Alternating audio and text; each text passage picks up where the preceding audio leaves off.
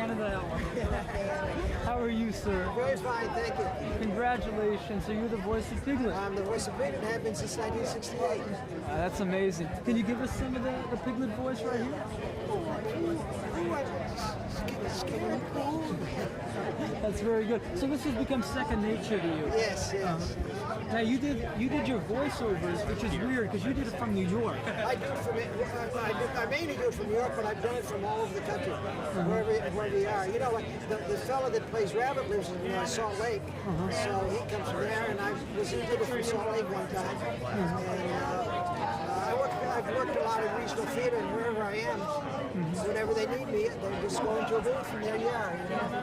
But you couldn't do something like that in 1968, could you? No, well, in 1968 I lived out there. You know, and we didn't do it. We only did a few. Now, you know, we've got 2 more full-length ones, you know, in the wind, and then we do all kinds of small things. And I did a lot of video games for this movie. I did a lot of video games that are coming out, you know, while this movie's coming out. And so, you know, it's much more. And then we do a thing called, what do they call it? House of Pooh or something with the puppets. You know, they use the toys that you buy as puppets. So we did 50 of those. Now you've been doing the voice of Piglet since 1968, but you've also been doing a lot of live action work. Oh yeah. Do you prefer Piglet's just, well, Piglet was just something on the side. Over the past few years, it's like taken over. Because it's gotten more and more popular. Now tell us the story. I think Winnie the Pooh started as an essay in 1928. Have you been a fan all your life, pretty much? No, I never. As a kid, I never read it. You know, and then of course once I started doing this, I read the stories. And every now I'm called to, like I was called for a personal appearance I was working in Cleveland, to the library, and there were these little kids, and I read them. You know, from the original book. And this movie, Piglet's Big Movie, are 5 of the original stories that have ever been done, and they tied them together to make this movie.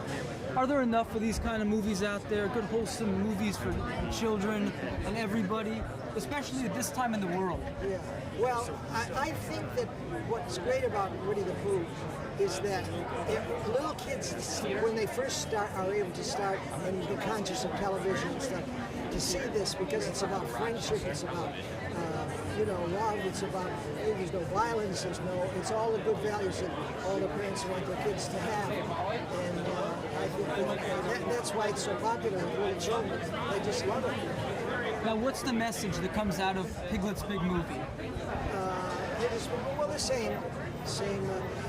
Piglet gets lost, and then his friends reminisce, and they tell these stories, which are the original stories, and they're very worried, and they, because he's their friend, and they find him at the end, and everybody lives happily in 100-acre wood. Why do you think it's lasted so long? Why do you think that the Winnie the Pooh series has gotten such a great response and become a legacy? Well, because I think kids relate so well to them, and I think it's mainly because it's about friends, and also kids love little animals, and the fact that they're all friendly and they play together, and many of the problems they have are problems that little children have, like being frightened of the woods and things like that, and then having fun together and running around and playing with toys and stuff. This is what the little kid's life's made of. Now tell me honestly, in 1968, did you really believe that you'd be doing the Piglet voice until throughout decades until 2003? No. No. Never did. Never did.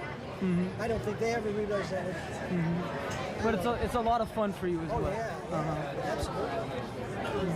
And I've been doing it so long that it's easy. Now I know you live in New York. Tell me some of the things you like about New York.